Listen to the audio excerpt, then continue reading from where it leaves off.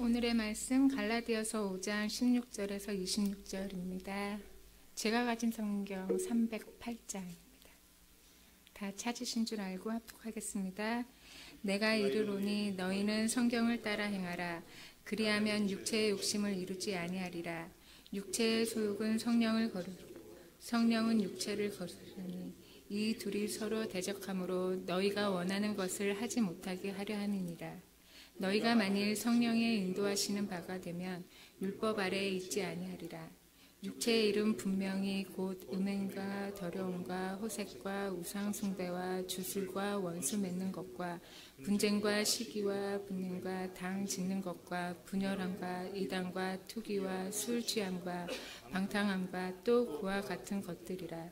전에 너희에게 경계한 것 같이 경계하노니 이런 일을 하는 자들은 하나님의 나라를 유업으로 받지 못할 것이요 오직 성령의 열매는 사랑과 희락과 화평과 오래 참음과 자비와 양성과 충성과 온유와 절제니 이 같은 것을 금지할 법이 없느니라. 그리스도 예수의 사람들은 육체와 함께 그 정욕과 탐심을 십자가에 못 박았으니라. 만일 우리가 성령으로 살면 또한 성령으로 행할지니 헛된 영광을 구하여 서로 노엽게 하거나 서로 투기하지 말지니라. 아멘. 기도하겠습니다. 하나님 감사합니다. 오늘 시간에도 주신 은혜 가운데 다시 한번 하나님 말씀을 또 열고 그 말씀 가운데 하나님 거하게 하심을 감사를 드립니다. 오늘 시간에 주신 말씀 다시 한번 우리의 마음에 새기게 하시고 그 말씀 붙잡고 세상 살아가는 동안 승리하며 살아갈 수 있는 믿음의 귀한 본석들 되게 하여 주시옵소서. 말씀을 듣고 전하기 원합니다. 하나님 함께 하시고 성령으로 인도하여 주시옵소서. 예수님 이름으로 기도드리옵나이다. 아멘. 할렐루야. 할렐루야. 예. 오늘 그래도 날씨가 좀 많이 따뜻하죠. 예, 감사합니다. 예, 그동안 계속 날씨가 비가 오고 너무 안 좋아가지고 감기들도 많이 걸리시고 좀 그랬었는데 날씨가 점점 좋아져서 참 좋습니다. 어디에 속한다라는 것 굉장히 참 중요한 부분이죠. 저는 이제 영광교회에 속해 있는 사람입니다. 또 저는 가정에 속해 있고 또 저는 미국에 또 속해 있습니다. 그러니까 어느 곳에 속해 있다라는 것, 그 사람을 나타내는 거겠죠. 뭐 회사에서 무슨 일을 하는 사람, 직원들도 그 회사의 직원으로서 일을 하게 되는 거 아니겠습니까? 그러니까 어느 곳에 있느냐에 따라서 그 사람을 모습을 볼 수 있는 것입니다. 뭐 오후 저녁에 일 다 끝나고 아무리 찾아봐도 없는데 술집가 있으면 거기서 만나면 그 사람은 그곳에 속해 있는 사람이겠죠. 그렇죠? 그곳에서 만나지 않길 간절히 소원합니다. 뭐 저도 갈 일이 없겠지만요.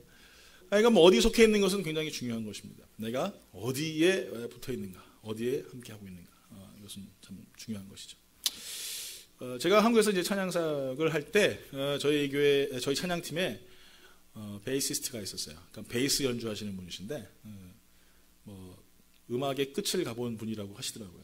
그 음악의 어두운 면과 밝은 면이 있는데 본인은 어두운 면을 봤다고 그러시더라고요. 뭐 뭔 말인지 하여간 모르겠는데 하여간 그분은 음악의 끝을 보신 분이에요. 근데 그분은 군대를 안 갔어요.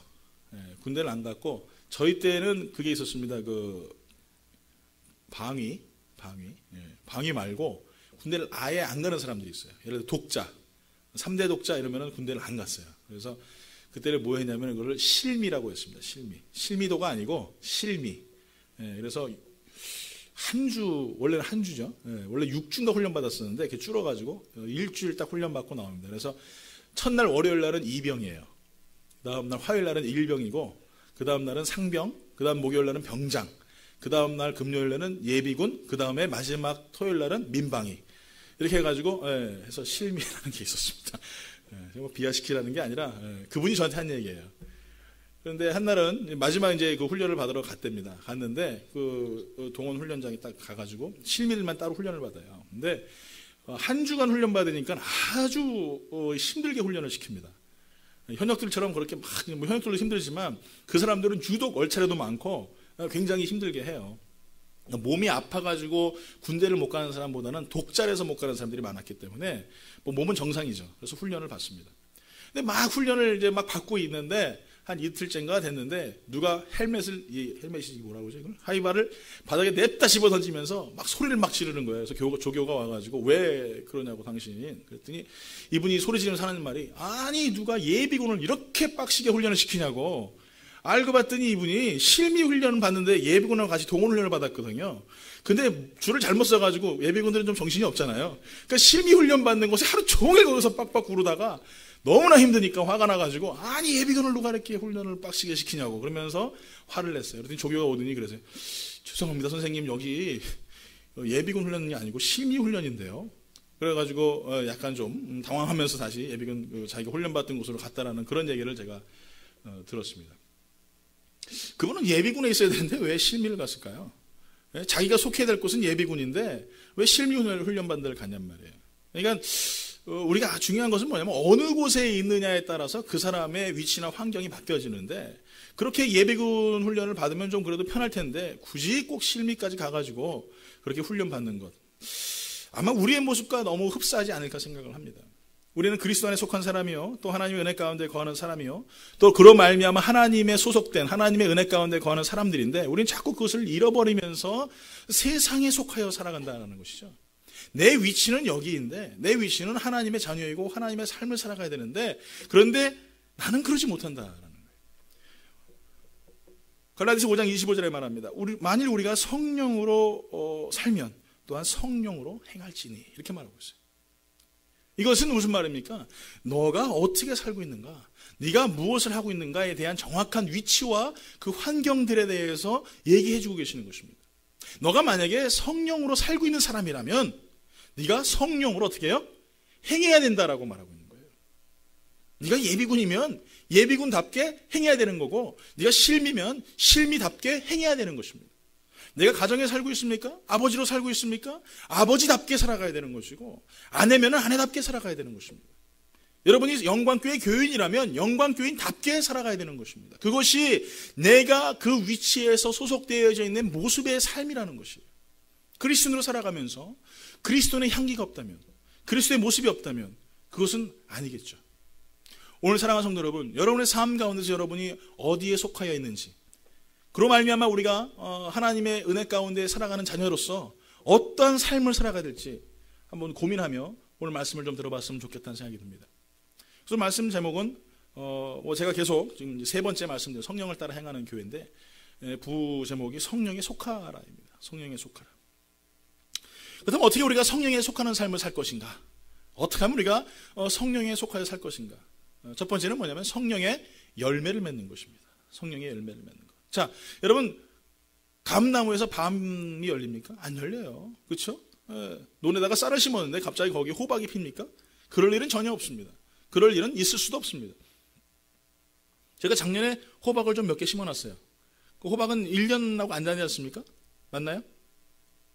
몰라요, 하여간 뭐. 근데 토마토를 심었는데 토마토에서 이상한 모입이 막 나와요. 봤더니 계속 자라요. 나중에 봤더니 그게 호박이 나왔더라고요. 또 작년에 심었던 호박이 나와서 없어진 줄 알았더니 다 뽑았는데 또 나왔어요. 그래서 호박 한두 개 또 따먹고 뭐 그랬습니다. 뭐 그런 일들은 있을 수 있을지 모르겠어요. 그런데 갑자기 토마토 나무에서 호박이 막 주렁주렁 열리거나 사과가 주렁주렁 열리는 그럴 일은 없다는 것이죠. 여러분이 예수를 믿고 성령에 속하고 성령의 은혜 가운데 거하는 삶이라면 여러분은 뭐의 열매를 맺어야 돼요? 성령의 열매를 맺어야 돼요. 성령의 열매가 뭐라고 말씀하고 있습니까? 갈라디아서 5장 22절 23절 9가지 열매가 나오고 있습니다. 다 같이 한번 읽어볼까요? 시작. 오직 성령의 열매는 사랑과 희락과 화평과 오래 참음과 자비와 양성과 충성과 온유와 절제니 이 같은 것을 금지할 법이 없느니라. 이것이 성령의 열매예요.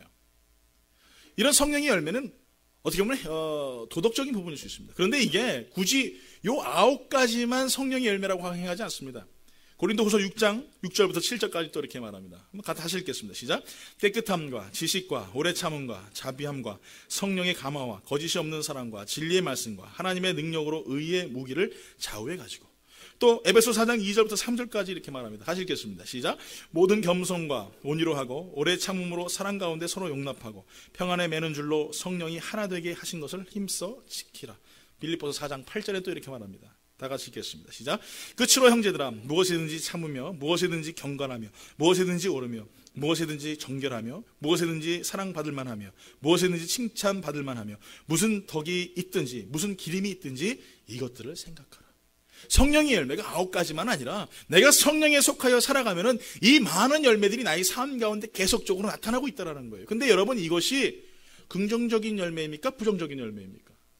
네, 긍정적인 열매예요. 다 좋은 열매들이에요. 사랑도 좋고요, 희락도 좋고요, 겸손도 좋고요, 온유도 좋고요, 절제도 좋고요. 다 긍정적인 열매들을 계속적으로 맺는 것입니다. 농부가 농사를 하는데 집에 앉아가지고 농사가 잘 될 거야. 하나님께서 비도 많이 주실 거고 하나님께서 땅도 옥토를 아름답게 하셔서 그래서 농사가 잘 될 거야. 그리고 밖에 나가지도 않습니다. 집에 앉아가지고 하루 종일 앉아서 있다 그러면 그날 그 한 해의 농사는 어떻게 했어요? 예, 보나마나합니다. 망하는 거예요. 망하는 거예요. 무슨 말씀이냐? 성령의 열매는 나의 신앙의 삶 속에서 행위적으로 나타나는 결과물이라는 거예요. 우리 어저께 성경 공부하면서 외웠던 말씀 뭐예요? 예? 몰라요? 예? 할렐루야. 예? 뭐라고요? 예, 스스로 속이지 말라. 그 다음에 하나님은 업심여김을 받으지 아니하시나니. 그 다음에 뭐예요? 사람이 무엇을 심든지 심은 대로. 이게 생각나세요? 예, 감사합니다. 그러니까 제가 맨날 새로운 설교 같잖아요, 그렇죠? 예, 어제 한 설교 또 해도 새롭고 그냥 항상 새로운 설교. 할렐루야. 예, 감사합니다. 무슨 말이에요? 사람이 무엇을 심든지 심은 대로 거둔 거예요. 자, 여러분이 오늘 이 시간에 사랑을 심었어요. 인내를 심었어요. 온유를 심었어요. 그럼 뭐가 나와요? 사랑이 나오죠. 사랑을 심었는데 저주가 나오지 않아요. 내가 저주를 심었으니까 저주가 나오는 거예요. 사랑을 심고 또 은혜를 심고 기쁨을 심은 사람은 항상 그 열매를 나옵니다. 농부가 그 인생에 있어서 가장 귀한 농사의 결과물을 얻는 것처럼, 그 행위로 나타내는 것처럼, 여러분이 오래 참고 말씀 안에 거하고 주님 오실 것을 기대하고 인내로 살아가는 사람은 그 열매를 거지며 살아가는 삶을 살 수밖에 없다라고 성경은 말하고 있는 것이죠. 자, 그래서 우리 한 가지 더 알아야 될 것은 무엇이냐면, 이것이 그럼 도덕적인 노력에 의한 결과물이냐는 거예요. 내가 사랑하니까, 내가 인내하니까, 내가 도덕적으로 뭔가 남들보다 바르고 올바르니까 그런 열매를 맺느냐? 그렇다면 이것은 성령의 열매라고 할 수 없겠죠. 뭐라고 해야 되겠습니까? 도덕의 열매라고 해야 되겠죠. 그렇죠? 근데 성경은 도덕의 열매라고 하지 않고 성령의 열매라고 말하고 있어요. 자, 여기서 우리가 알아야 될 것은 뭡니까? 도덕적인 열매는 주체가 나예요. 내가 바르게 살면 되고, 내가 착하게 살면 되고, 내가 인내하면 되고, 내가 사랑하면 되는 거예요. 근데 그게 아니라는 거죠. 성령의 열매는 무엇입니까? 그 주체가 하나님이시라는 거예요. 내가 사랑할 힘이 없고, 내가 인내할 힘이 없고, 내가 정말 바르고 착하게 살 수 있는 힘이 없는데 성령의 힘으로 인하여서 내가 살아가는 거예요. 왼수 같은 아내도, 왼수 같은 남편도 하나님의 사랑을 어떻게 해요? 장모님 어떻게 해요? 아유, 할렐루야. 예, 감싸는 거래요. 왼수 아니잖아요, 그렇죠? 예. 분명히 우리가 알아야 될 것은, 오늘 집에가 큰일 났네, 장로님. 감싸주는 거예요. 하나님의 은혜로 감싸주고, 하나님의 은혜로 품어주고, 하나님의 사랑으로 덮어주는 거예요. 내 능력으로 사랑하는 게 아니라 내가 사랑할 수 있는 사랑은 한계가 있습니다. 여러분 결혼하시기 전에 얼마나 뜨겁게 사랑하셨어요. 할렐루야. 그렇죠? 근데 지금 얼마나 뜨겁게 미워해요. 예? 그냥 아주 그냥 뜨거워. 미워도 그렇게 미울 수가 없어요. 예? 그런데 그 인간적인 힘으로 미워하는 것을 성령으로 말미암아 사랑하는 거예요. 내가 내 힘으로 사랑할 수 없으니까, 내가 내 힘으로 정말 그 기쁨을 감당할 수 없으니까 성령의 인도하심과 인치심을 통하여서 내가 기뻐하고 감사하고 그 은혜 가운데 거하는 성령의 주체가 되는 열매를 맺어야 되는 것, 이것이 성령의 열매예요. 그러니까 여러분 분명히 알아야 될 것은, 여러분 스스로 힘으로 사랑하려고 하지 마세요. 여러분이 스스로 힘으로 인내하려고 하지 마세요. 여러분의 힘 가지고 여러분 기뻐하려고 하지 마세요. 오직 뭐요? 성령으로. 그래야 여러분이 성령의 열매를 맺는 것입니다. 우리는 자꾸 우리의 삶 가운데 나의 열매를 맺는 주체가 나라고 생각해요. 내가 오래 참으면 되겠지 뭐, 내가 인내하면 되겠지 뭐. 안 돼요, 안 돼. 그게 불가능하다니까요. 나의 힘으로 얼마나 여러분 사랑할 수 있겠어요? 한 명? 그러다 그 사람 조금만 배신하면, 조금만 나 서운하게 하면 어때요? 나도 토라져요. 그것은 내가 사랑하는 것이지 성령의 인도하심을 통해 사랑하는 것이 아니에요. 예수님께서 만약에 자신의 힘 가지고 사랑하셨다 그러면 아마 우리는 다 지옥불에 들어가야 되겠죠.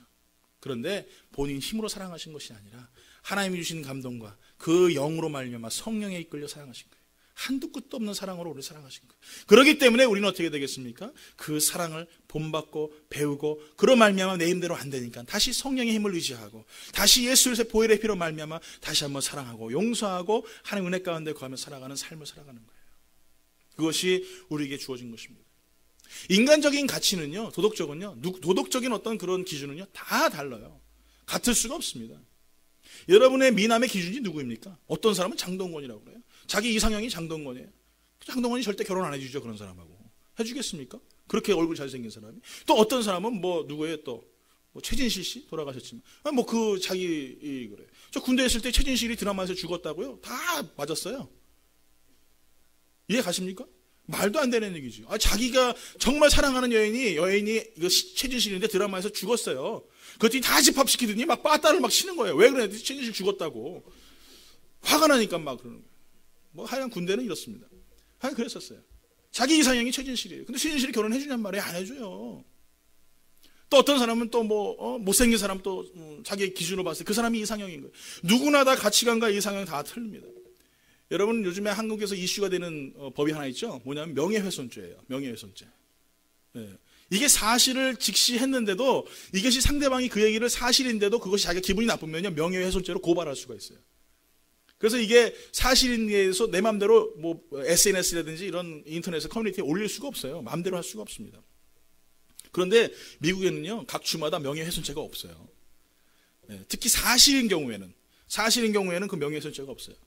다른 나라 같은 경우에는 거짓을 유포했다든지 이럴 때는 명예훼손죄로 인해서 민사처벌은 받습니다. 근데 한국은요 형사처벌을 받아요. 각 나라마다 명예훼손에 대한 도덕적인 가치가 틀린 거예요. 사실은 이 명예훼손죄라는 것은 후진국 나라에서 굉장히 많이 나타나는 법 중에 하나라고 합니다. 선진국에서는 명예훼손이 없대요. 여러분 누군가의 길을 묻습니다. 분명히 똑같은 길인데도 술을 좋아하는 사람은요 얘기를 할 때 이렇게 얘기해요. 저기 300m 가면은 오른쪽에 무슨 호프집이 있는데 그 호프집을 오른쪽으로 돌아가지고 쭉 따라가면은 왼쪽에 거기 캐바레가 있어. 캐바레를 돌아가지고 조금만 한 100m 가면 거기에 건물이 있어. 이렇게 얘기를 해요. 그렇죠? 안 그렇습니까? 맞아요. 술집 좋아하는 사람은 다 자기가 보는 것만 가지고 이야기해요. 또 어떤 사람은 뭐 예를 들어서 다른 것들을 좋아하는 사람들은 그 가치를 보고 그것을 가지고 이야기하는 거예요. 어떤 사람은 슈퍼마켓을 기준으로 이야기하는 사람도 있습니다. 여러분 이렇게 크로스된 거예요. 여러분 뭐라고 얘기하십니까? 여러분은 뭐라고 얘기하세요? 예, 맞아요.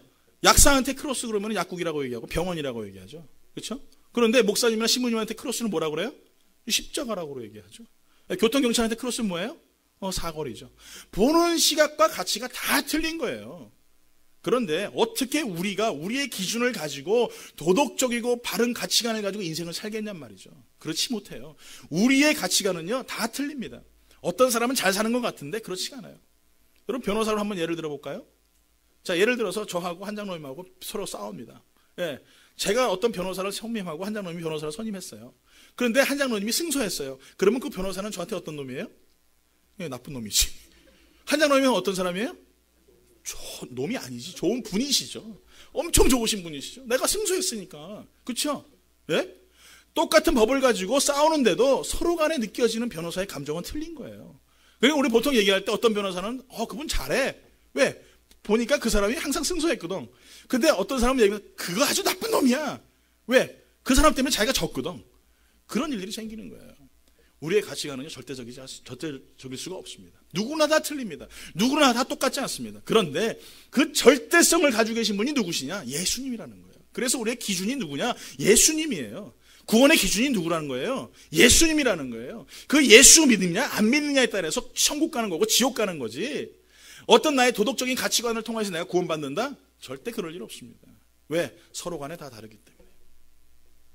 분명히 알아야 될 것은 그래서 우리의 삶 가운데 이 열매의 기준이 도덕적인 가치관의 열매가 아니라 성령에 이끌려서 맺어지는 열매, 성령에 이끌려서 충만해지는 삶, 성령에 이끌려서 주님을 바라보는 삶, 이런 삶을 살아가는 사람이 어떤 사람이냐? 성령에 속한 사람이라는 것이죠. 그래서 그분이 원하시는 대로 우리가 기도하고, 그분이 뜻하시는 길을 걸어가고, 그분이 행하시는 것을 우리가 바라보고, 그분의 행하심을 통하여 우리가 순종하는 것, 이것이 성령의 삶인 거예요. 여러분, 오늘도 성령의 열매를 맺기 원하신다면 가장 중요한 것은 뭐냐면 성령의 음성에 귀를 기울이고 순종해야 되는 것입니다. 내 마음속에 분이 일어나고, 내 마음속에 혈기가 일어나고, 내 마음대로 하고 싶은 수많은 충동들과 내 이성적이고 이 정욕적인 나의 이 속사람들이, 옛사람들이 계속적으로 솟아올라올 때에 성령으로 짓눌러 버리는 거예요. 그래서 뭐라고 하면 성령이 기뻐하시는 행하면 육신의 법이 즐거워하지 않고, 육신의 법대로 살아가면 성령께서 슬퍼하신다라고 성경은 분명히 말하고 있는 것입니다. 오늘 여러분들은 어디를 길로 가고 계십니까? 저는 여러분들이 성령의 열매를 맺음을 통하여서 성령 안에 거하고 성령에 속한 삶을 살 수 있는 그런 성도가 되길 예수 이름으로 축원합니다. 한 주간 여러분 성령의 열매를 많이 맺으셨습니까? 얼마나 많이 맺으셨습니까? 어떤 열매를 맺으셨습니까? 예? 저 집에 레몬 나무가 있는데 어떤 것들은 너무 껍질도 얇고요, 너무너무 예뻐요. 근데 어떤 건 툭 자르면요 껍질이 이만해요. 안에 아무것도 없어요. 아이고, 이런. 중요한 건 뭔지 아세요, 여러분? 겉만 레몬이 돼서는 안 된다는 거예요. 뭐예요? 떡 잘라가지고 먹을만 해야죠. 맛있어야죠. 여러분, 시장 가서 고등어 조림을 사가지고 왔는데 남편한테 구워주지도 않고 턱 갖다 주면서 먹어, 이런 사람 있습니까? 아니에요. 노릇노릇하게 잘 구워서 사랑하는 남편 가시까지 다 발라가지고, 할렐루야, 남편분 아멘 해야죠. 네. 가시까지 다 백백해가지고 탁 차가지고 남편 입에다가 탁, 아니면은 밥 숟갈 위에다 탁 올려주면서 드셔보시와요. 네. 그래야죠. 얼마나 맛있게 먹겠어요, 남편이. 마찬가지입니다, 여러분. 우리가 하나님의 열매를 맺는 것으로 끝나는 게 아니라는 거예요. 문제는 뭐냐? 먹음직스러워야죠. 먹음직스러워야죠. 닦았는데 껍데기만 풍성하고 겉보기만 레몬이지 아무 내실이 없다면 무슨 소용이 있겠냔 말이에요.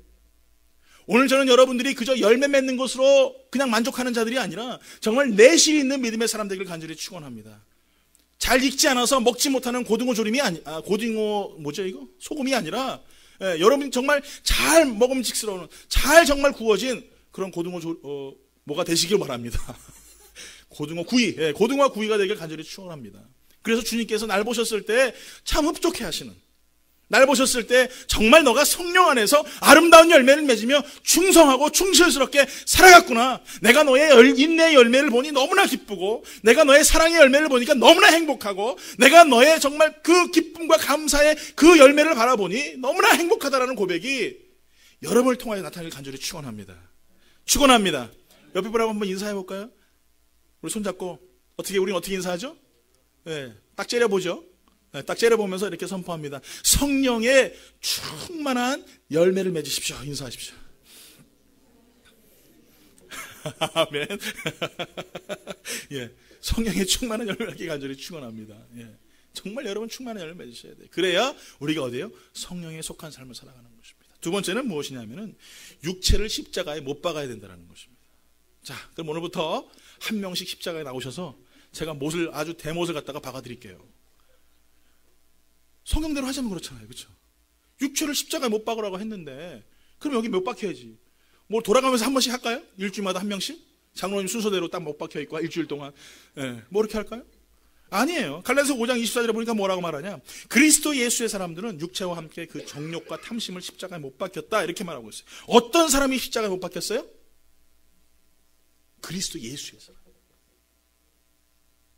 여러분 분명히 알아야 될 것은 내가 십자가에 못 박히는데 예수를 믿는 사람, 그리스도 예수의 사람들만 내 육체를 십자가에 못 박을 수 있어요. 자, 그러면은 그 육체를 십자가에 못 박는 그 육체는 뭐냐? 그 다음에 뭐라고 말씀하고 계세요? 정욕과 탐심. 정욕과 탐심. 자, 그러니까 우리의 육체의 모습은 뭐냐? 정욕과 탐심이에요. 자, 옛날에 내가 예수를 믿기 전에는 나는 어디에 속한 사람이었어요? 세상에 속한 사람. 자, 말 그대로 정욕과 탐심에 속한 사람이었어요. 그런데 이제는 나는 어디 속해요? 예수 그리스도 안에 속해요. 그러니까 이제는 내 육체의 정욕과 탐심으로 사는 것이 아니라 십자가의 죽음을 통하여서 나는 없어지는 거예요. 난 보이지 않아요. 이제 그래서 어떻게 삽니까? 성령님이 말씀하시는 대로 행하며 살아가는 삶이에요. 성경을 문자대로 해석해가지고 말해요. 십자가에 달려가지고 그럴 필요 없습니다. 내가 아무리 십자가에 못 박힌다고 해도 나의 이 정욕과 탐심은 항상 나를 지배합니다. 나를 죽입니다. 그로 인하여서 내가 하나님 앞에 영광 돌리지 못하게 하고 말씀 안에 살지 못하게 하고 은혜를 잃어버리게 하는 것입니다. 분명히 우리가 알아야 할 것은 우리는 육체의 방법, 정욕과 탐심으로 살아가는 것이 아니라 이제는 성령의 방법으로 우리가 살아가는데 내가 죽어지고 내가 나타나지 않는 것이죠.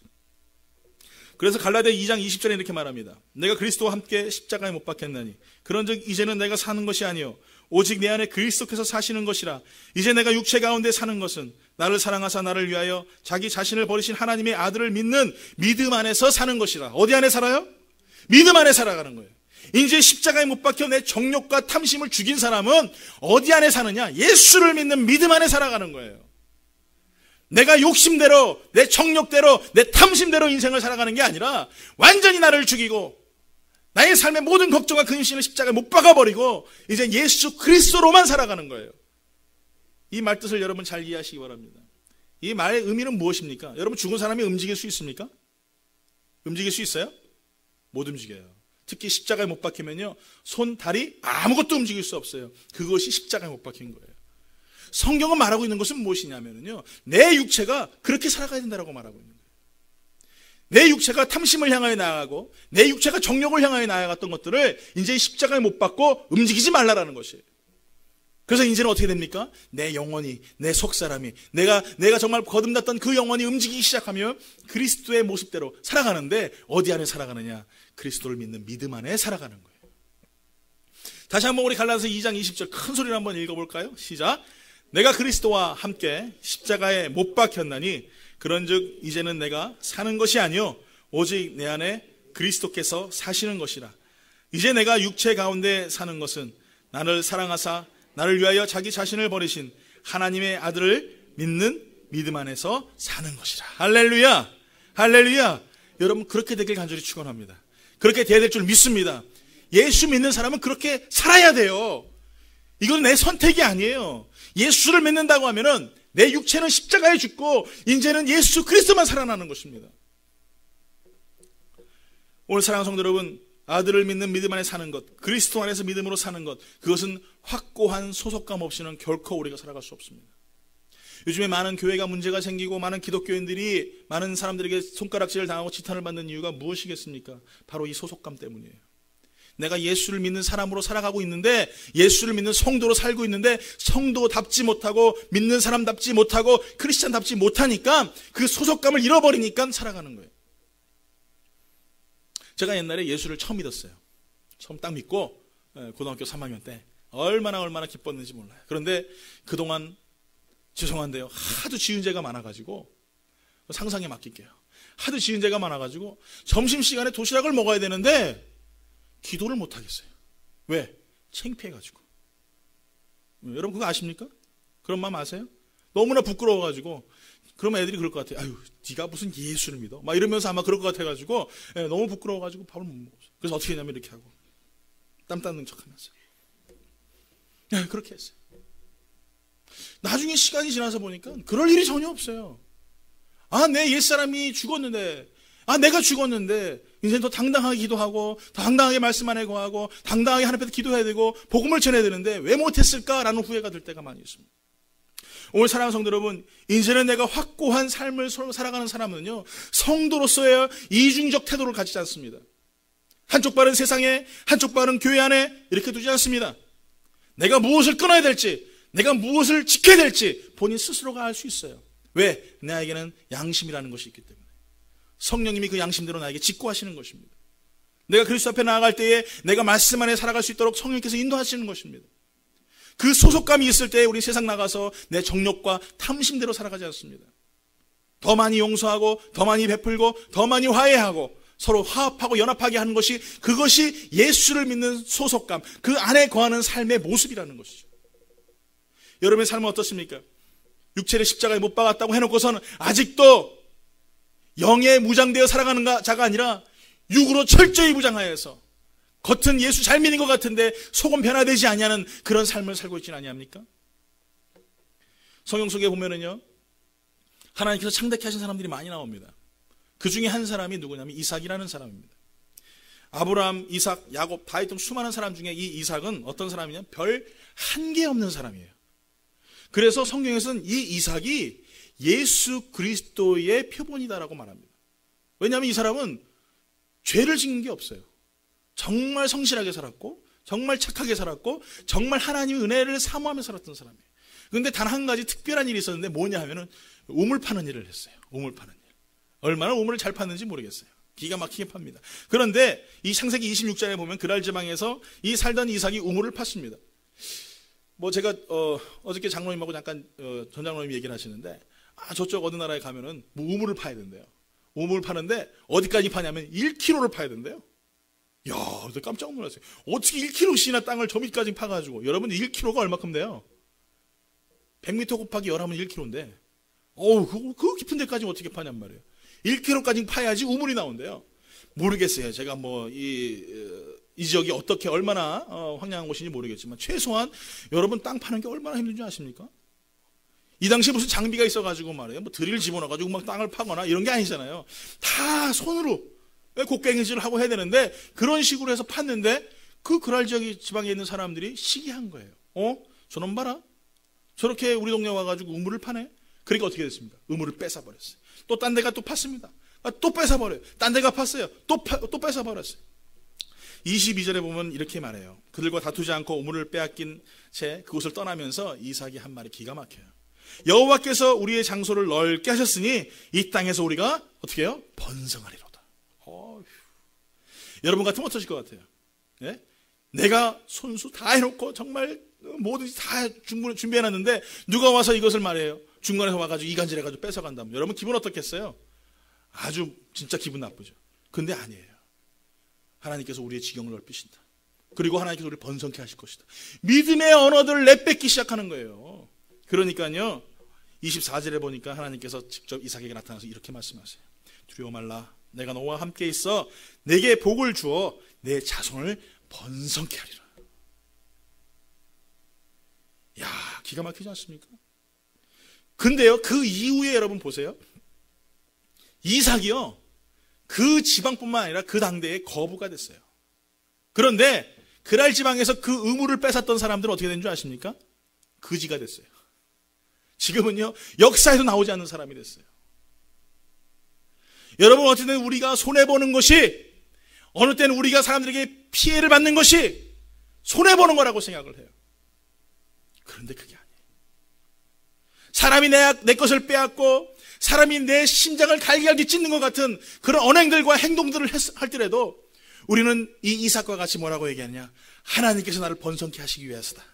하나님께서 나를 더 넓게 하시고 더 창대케 하시려고 이 고난을 주시는 것이다 라고 믿고 나아가면은 이 말씀에 나온 것처럼 하나님께서 약속하신 대로 내가 너를 창대케 하고 번성케 하려는 약속의 말씀을 통하여서 당대의 거부가 되는 축복을 우리에게 주실 줄 믿습니다.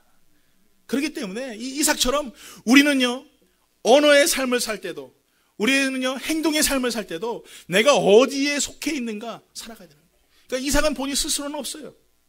그렇게 고생을 해서 우물을 파고 자기 자신이 고통스러웠는데도 그런데도 오직 하나님만 바라봐요. 온전히 자기 자신을 죽였어요. 하나님이 행하실 것이다. 하나님이 이루실 것이다. 이것이 육체를 죽인 사람의 모습이라는 것이에요. 탐심대로 살아가는 사람이 아니라 정욕대로 살아가는 사람이 아니라고 성경은 말하고 있는 것입니다. 오늘 사랑하는 성도 여러분, 멀리 뛰려면요 더 잠깐 움츠려야 됩니다. 멀리 뛰는 사람 어떻게 됩니까? 예? 여러분 축구할 때 여러분 페널티킥 할 때 어떻게 해요? 공 딱 갖다 놓고 그 자리에서 뻥 찹니까? 아니에요. 뒤로 저만치 골대만큼 떨어진 만큼 저만치 가가지고 냅다 달려와가지고 공을 뻥 차면요 그러면 어떻게 해요? 골인. 그 자리에서 공 차는 사람 단 한 명도 없습니다. 우리 인생도 마찬가지.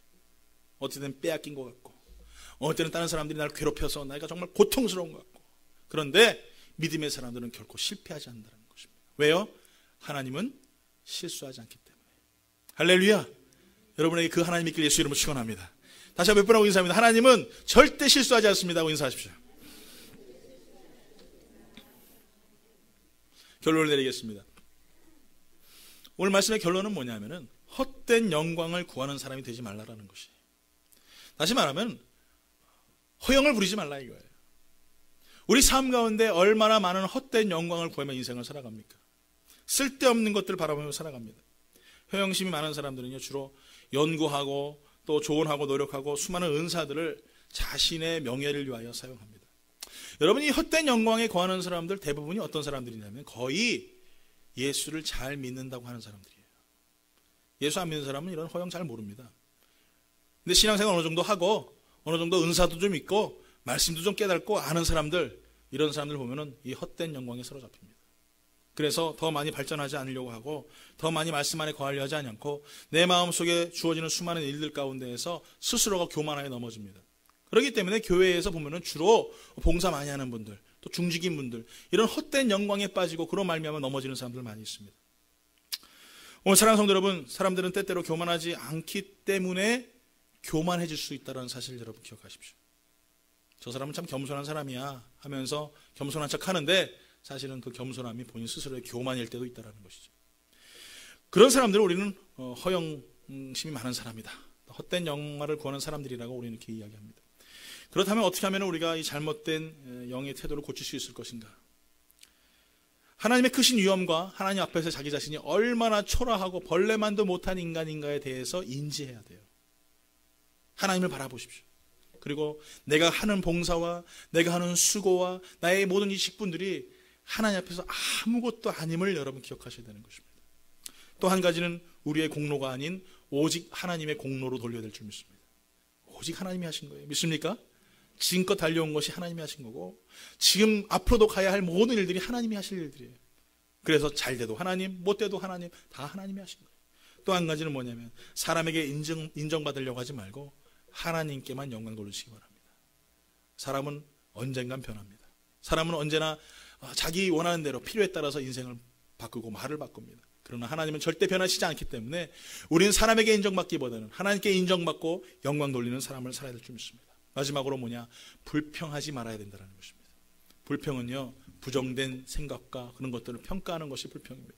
우리 삶 가운데 결코 불평하는 인생이 되어서 버림받고 하나님의 약속의 땅에 못 들어가는 그런 사람 되지 않기를 간절히 축원합니다. 피터 프랭클라는 정신과 의사가 있었습니다. 그 사람이 2차 세계대전 대전 때에 나치에게 붙잡혔어요. 그래가지고 여러분 잘 아시는 아우슈비츠에 잡혀갑니다. 오랜 장시간 며칠 동안 기차를 타고 아우슈비츠에 내렸습니다. 그때 내리는데 사람들이 일렬로 쭉 나와요. 그때 나치 장교가 한 명이 서가지고 사람을 가리며 너는 오른쪽, 너는 왼쪽, 손가락으로 까딱까딱 하는 거예요. 그러면 손가락으로 까딱하면 그 사람이 일로 가야 되고요, 이 사람이 일로 가는 거예요. 오른쪽으로 가고 왼쪽으로 가고 그 사람 하나에 모든 것이 결정이 나더래요. 그 모습을 보면서 충격을 받았어요. 나중에 알고 봤더니 자기는 왼쪽으로 갔는데 오른쪽으로 간 사람들은요 다 그날 가스실에 들어가 다 죽는 사람이었대요. 여러분, 분명히 우리가 알아야 될 것은 우리는 언젠가는 마지막 날 예수 그리스도가 오시는 날 분명히 우리의 주님께서 가라는 곳으로 우리는 가야 됩니다. 그것은 아우슈비츠에 있었던 그 나치 장교처럼 주님께서 너는 마음에 안 드니까 오른쪽이요, 너는 왼쪽이라 하시는 것이 아니라 우리의 인생의 결정대로 살아갔던 것, 우리의 인생의 결정대로 우리가 정했던 것, 그 길로 우리는 마지막 때 갈 것입니다. 그래서 예수를 믿느냐? 그럼 천국이고, 믿지 않느냐? 그럼 지옥인 것입니다. 그때는 여러분 빼도 박지도 못해요. 그때는 끝나요. 그때는 심판의 날이고 마지막 날인 것입니다. 그때 여러분은 어디로 가기 원하십니까? 어디로 가기 원하십니까? 천국, 할렐루야! 여러분 천국 가야 될 줄 믿습니다. 그곳에서 만나야 될 줄 믿습니다. 갔더니 목사님 안 계세요. 이러면 곤란해요. 갔더니 장로님 어디 계세요? 막 이러면 서로 곤란해지는 거예요. 주님 오시는 그날 여러분 다 만나야 되는 거예요. 그러기 위해서는 우리가 어디 붙어야 되는가? 바로 성령에 속하여 살아가는 사람, 성령에 붙들려 살아가는 사람, 그로 말미암아 내가 성령이 원하시는 대로 살아가는 사람, 그 삶이 하늘을 소망하고 하늘을 바라볼 수 있는 믿음의 삶이 될 줄 믿습니다.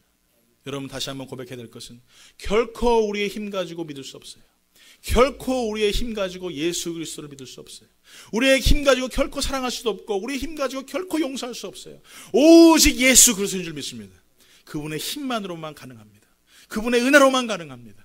우린 벌레만도 못한 인생이기에 다시 한번 주님을 소망하면서 그리스도를 바라보면서 십자가를 향하여 살아갈 수 있는 성령의 사람들 되기를 예수 이름으로 축원합니다. 그런 교회가 될 줄 믿습니다. 오늘 참 찬양하며 나아가기 원합니다.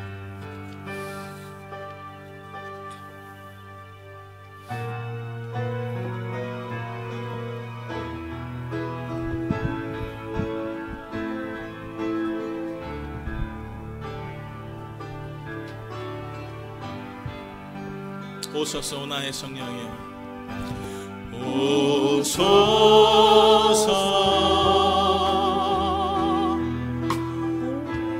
오 나의 성령이여 임하소서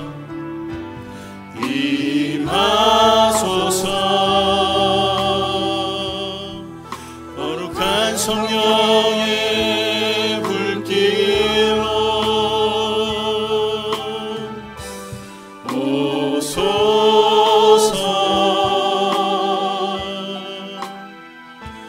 오 나의 성령이여 임하소서 거룩한 성령의 불길로 헛된 마음 모두 다 태우시고 나를 새롭게 하소서 진리로 날 가르쳐 주셔서 내어 자유롭게 하소서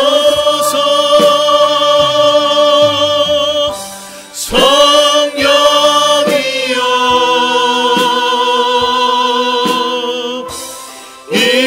임하소서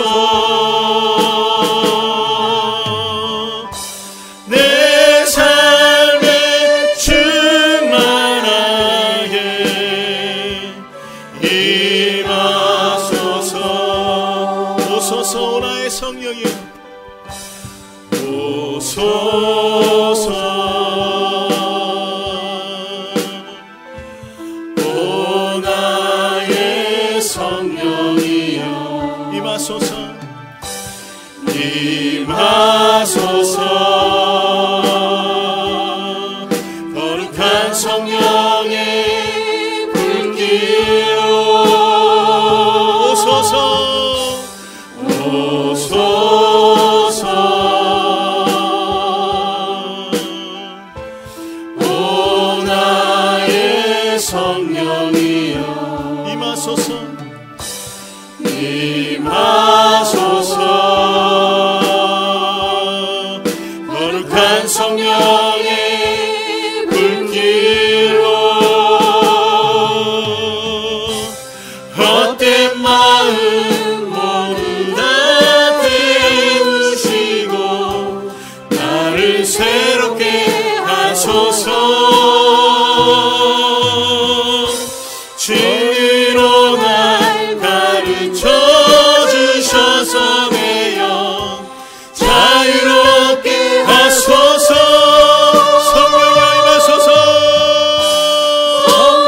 성령이여